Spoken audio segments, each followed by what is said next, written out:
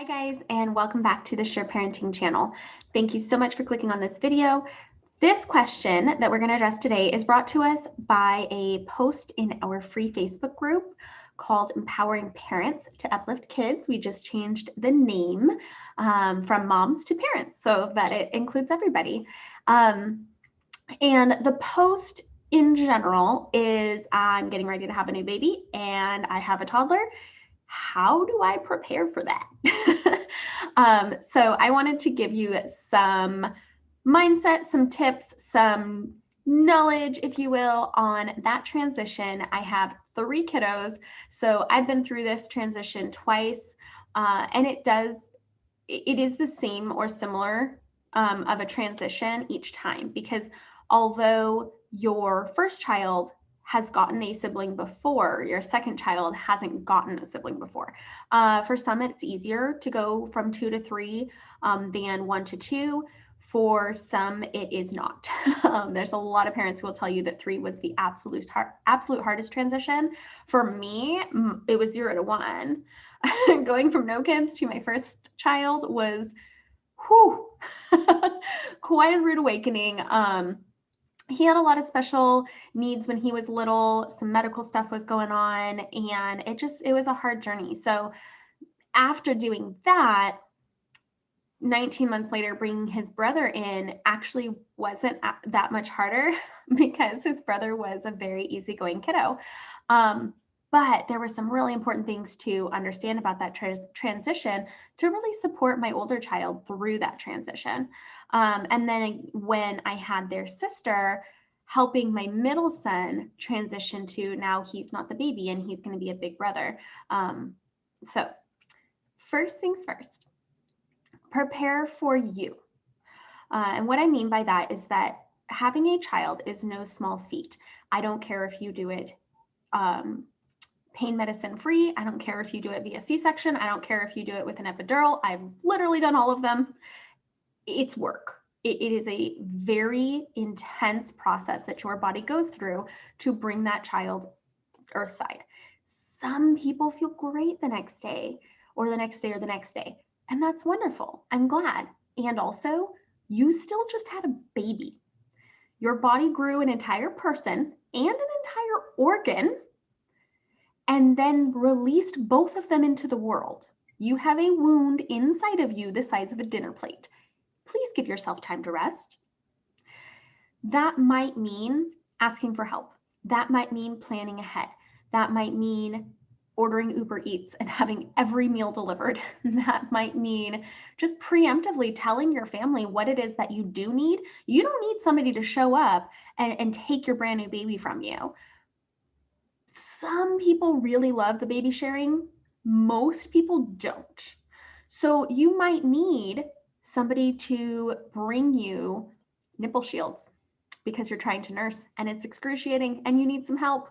You might need somebody to call a lactation consultant for you. You might need somebody to come and just do some dishes for you. Communicate, and don't be ashamed or afraid to communicate what you need.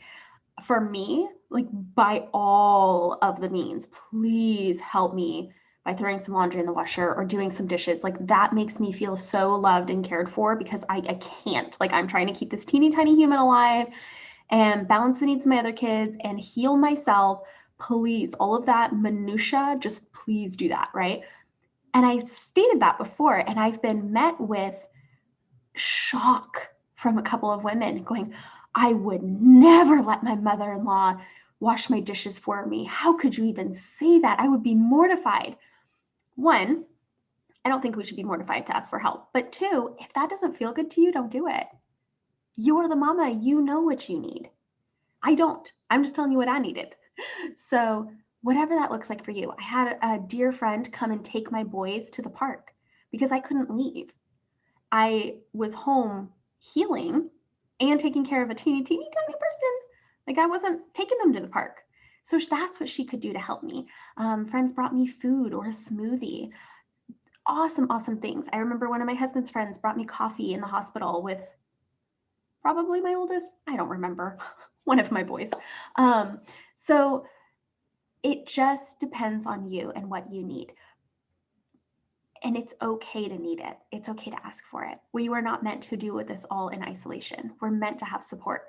And that might be literally locking your doors and telling everybody you'll see them in a couple weeks. This is your permission if you need it. You are not required to entertain anybody. If somebody cannot come to your home and respect your boundaries and be helpful and kind and courteous and respectful to you, they don't need to be there. You do not owe anyone access to your baby. So, first, set yourself up for success. Make sure that you are cared for. Then, I want you to embrace this analogy. Okay, so I read it online. I've been given several sources for where it is, but I myself have not seen it in these sources, so I am not sure. But the analogy holds. When we have a new baby, it is shocking and jarring for our children. Even if we've told them that we're going to have a baby, even if they saw us get, our big old belly and all of that, there's no way to fully prepare before that baby's there. Same for us, right? Like we know we're having a baby and it's still shocking and jarring once they're there. But the difference is we chose to have that baby. Our kids didn't. And it turns everything that they've ever known on its head. It is very disconcerting. It is very jarring. And that is a small trauma that they have to go through. Now, they will be okay. They will go through it just fine. But they need you to be compassionate about it. Imagine, this is the analogy part. So imagine if your partner came home tomorrow and said, look, I brought a new wife. I loved you so much. I got a new one. Now there's two of you. Isn't that great? How would you feel? Like, take a moment to really think about, I realize it's absurd and that's not what happens in our relationships. But if it actually did, like, are you having true crime type thoughts in your brain? Because I know I would be. Like, there's just no way. Like, no. You don't get to say somebody just shows up and moves into your house. Everybody's fawning over them. That all the love that used to be directed at you is now directed at them. What the heck? Then on top of that, you complain, right? You tell your partner, this is not okay. This isn't cool. And they scold you and they shame you and they yell at you to be nice, that you just need to learn to love them. You're not allowed to be mad. You're not allowed to have feelings about this change. Get over it. Get used to it. This is how it is. I say so. Are you feeling any better? I certainly wouldn't be. And then you start seeing your old clothes that you don't fit in anymore. This woman's wearing them. And everyone's going, oh, look at her. She's beautiful. How does that make you feel? And you're an adult. You feel betrayal. You feel fear. You feel scarcity. You feel panic. So do our small humans, except for they have an underdeveloped brain. Their prefrontal cortex, their emotional regulation, all of that is not done developing until 25, 26 years old. So when you're talking about a 1-year-old or 2-year-old or 3-year-old or 4-year-old or a 6-year-old, it's hard. It is a hard transition. So the first step for them, after making sure that you set yourself up for success and you can be cared for, the first step is to really honor that this is hard. They're not making a big deal out of it. They're not overreacting. It is hard. Accept that reality. And then project utter confidence that they can move through this. And you will be right by their side while they do. If they need to hate the baby, let them hate the baby. If they need to be really mad, let them be really mad. If they storm off and say they hate you and never want to talk to you again, honor that they are feeling that. But remember, the kids live very much in the moment. So when they say, I never want to talk to you again, that ever again might last 3 minutes. It might magically last 30, but it doesn't mean ever again. So you can't take it personally. You're their safe person. They're going to tell you how they really feel. And that's a gift, a wonderful gift. Be the safe person that they can tell all of their scary thoughts to. I remember when my middle child told me, sometimes I like her, and sometimes I wish you never born her. That was a gift that he could be that honest with me, and he knew that I would accept him and love him even if he was having sad thoughts like that. He didn't like having that thought. He adores his sister. But that's how he felt in the moment. The fact that mommy can't do his bedtime anymore. The fact that I can't just sit with him on the couch and do tickleback. I have to nurse the baby. It is different. Can he handle different? Of course. Has he grown through that process? Absolutely. It's been wonderful for our family to welcome our third child. And it was a hard transition for him more than any of us. And that's okay. So if you have a very little one, really, I take that back. Pretty much any child is going to want to see that you sometimes choose them. So that looks like putting your baby down, right?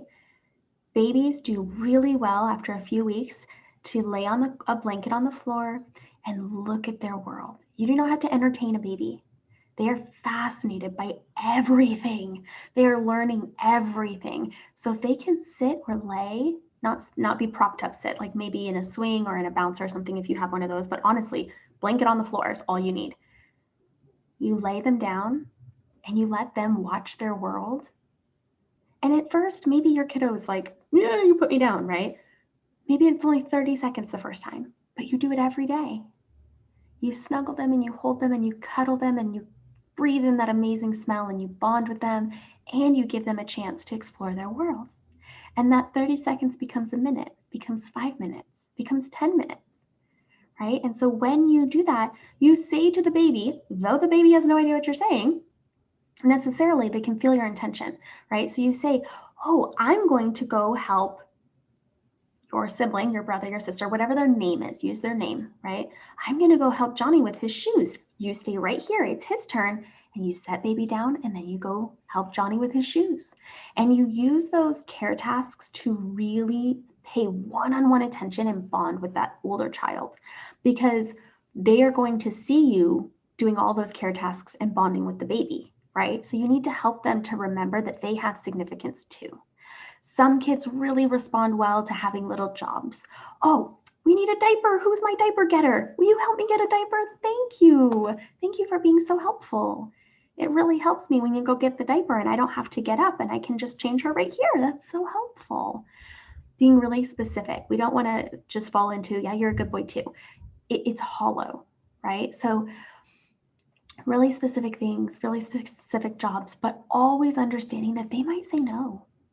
And it needs to be okay. You're asking because it is a question of whether they want to do that. Sometimes the answer is no, and that needs to be okay because they're still processing and figuring it out. They might not feel helpful in that moment. They might not feel warm, gooey feelings about their sibling in that moment. That doesn't mean they won't ever.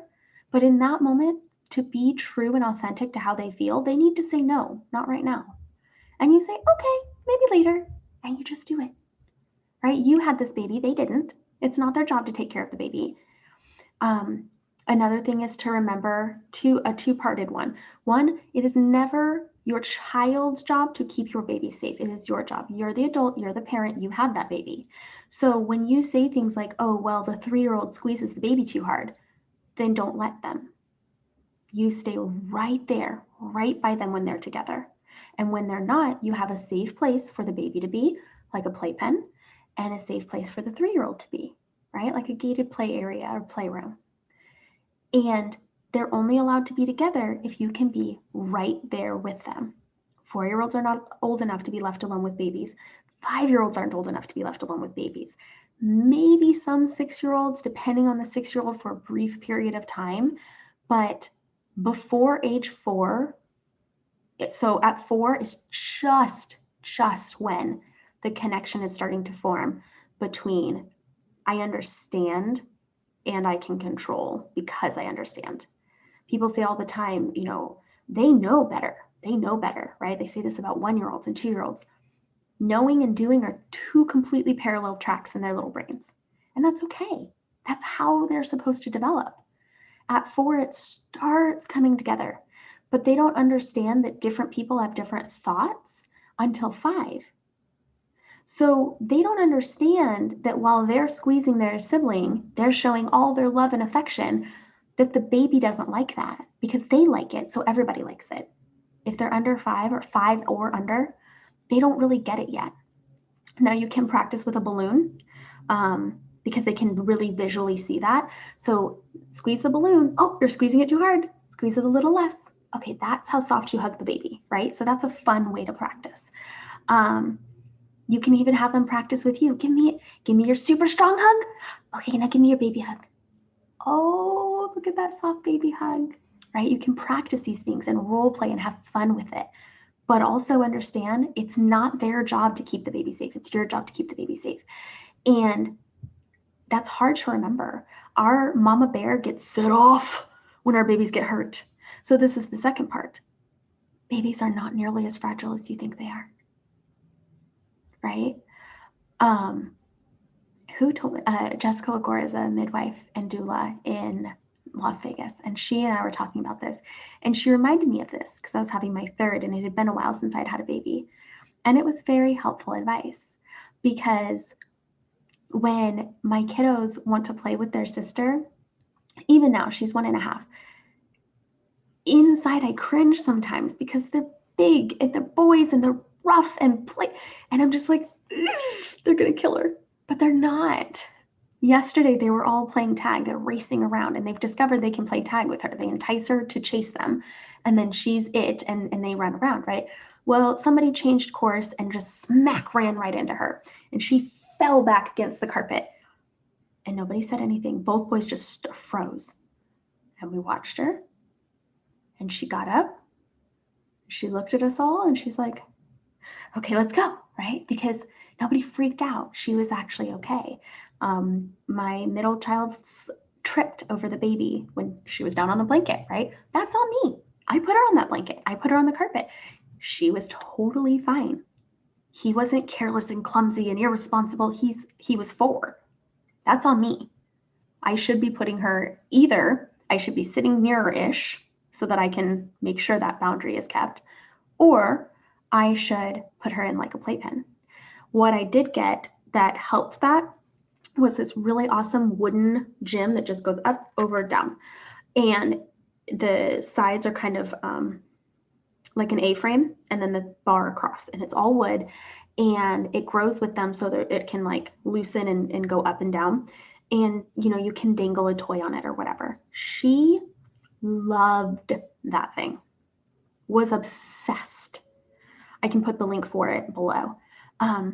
But it also helped my bigger kids really see her, right? There's this contraption that's easier to notice than just a little baby blanket with a baby on it. And it just helped everybody. But it was so helpful for us as a family to give her time to lay on the blanket and explore her world so that I could do things one-on-one with my kids. You will often see a regression as kids really seek to make sure they still matter.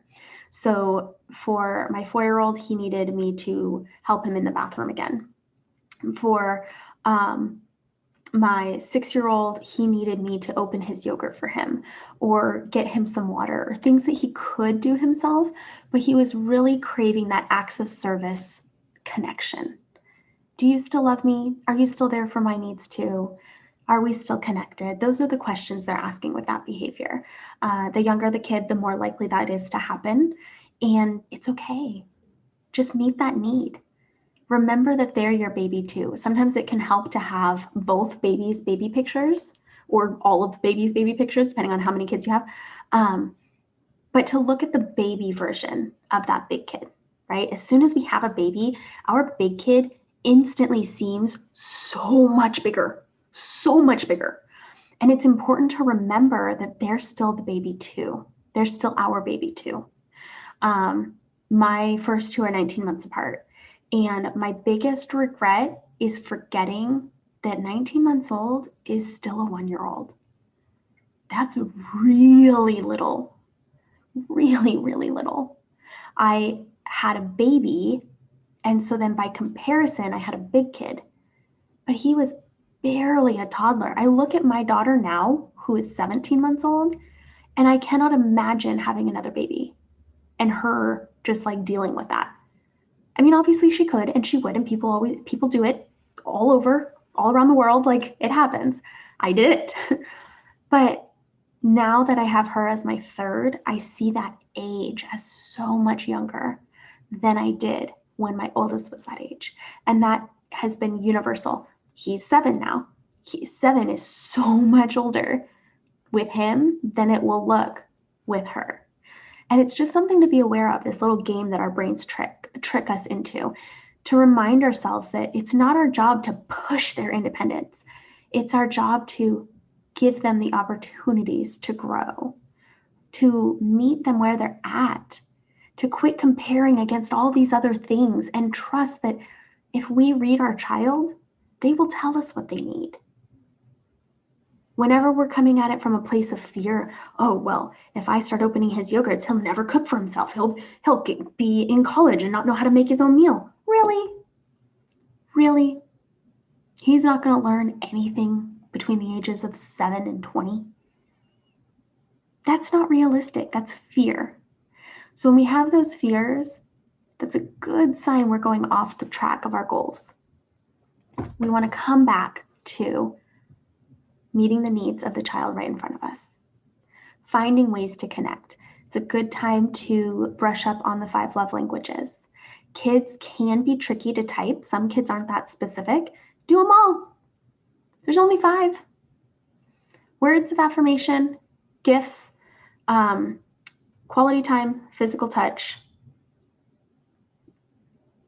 What's the other one? Acts of service. I think I said them all. They're all on my Instagram if you are still trying to figure those out. And use the ideas there to discover what your child's love language is. How can you let them know quickly and efficiently that you absolutely love them, that you're super connected with them? For my oldest, like I mentioned, it was acts of service. My middle actually is physical touch. So while I was nursing the baby, I would do tickle back on his back. You just drag your fingernails on somebody's skin. It feels really, really good. He loves it. It's his favorite thing in the whole world. This is actually a really good book. I Love You Rituals. Tons and tons of little activities, little things, little very small things that you can do to build connection. I'm just going to set it down here for now. And let them know they matter. Let them know that they're significant. And none of this is to worry you. Worrying, again, is that fear-based thing. Like we're not doing this to be scared. We're doing this to prepare ourselves because we can handle this. And so can our kids. And they're going to give us messages. Behavior is communication. They're going to give us messages. Hey, something's up, something's bothering me, need your help here. But it will look like misbehavior. So you prepare yourself ahead of time to read that misbehavior and meet the need that's underneath it. And if you need help, you come to me. And you say, hey, I just had a baby. And my child is this years old. And this is what they're doing. What the heck does that mean? Because this is what I do all day, every day. It is my heart and passion to help translate children's behaviors so their parents understand them, so that they can meet those needs and really, truly enjoy their childhood with their children. So many of us get stuck in overwhelm and frustration and feeling so much shame about not knowing what to do. We don't need that. All of the comparisonitis and the, oh, if only I was good enough. No, we all have unique struggles. All of our kids have unique struggles. But the bottom line is that your children chose you, not me, not anyone else. You have unique gifts and unique understanding into your children. That makes you the expert. Needing some perspective, needing another person's opinion, sure. But you get to be the final decider. You get to say, oh, yes, that resonates. That sounds right to my heart. I'm going to incorporate that. Or, nope, that one doesn't work for me. You get to pick. You get to decide for your family always. Remember that. Hold that to your heart and really use that to empower yourself, because there are lots of opinions out there. And the bottom line is that if you are working in alignment, if you feel good about your decisions, That's the best that you can do for your family. That's what you're called to do. You're not called to parent exactly like me or exactly like someone else. You're called to parent like you. It's a hard shift to make for some of us, especially if we're used to shaming ourselves for needing anything. But it's time to make that shift. It's time to allow yourself to believe in your own abilities, your intuition. I didn't think I had an intuition for a really long time. And now it guides just about everything I do, which is pretty cool. It's a nice way to live. And I would love to hear how your intuition has guided you in raising your kids exactly right for you. Comment below. Let me know about your intuition moments as a mom or dad if you're watching this. Let me know how new baby season went for you.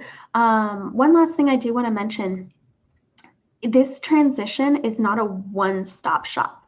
There's transitioning to the newborn, okay? They're like a blob and they just sit there and sometimes they're loud. Then there's transitioning to a mobile baby because now they move and now that's kind of scary. Then there's transitioning to a baby who has their own wants and needs and communicates like an 18-month-old or so. That all three of those transitions are a resurgent in those behaviors that are trying to communicate an unmet need. And that's okay. That's normal. Same process. Look at the kid in front of you. What do they need?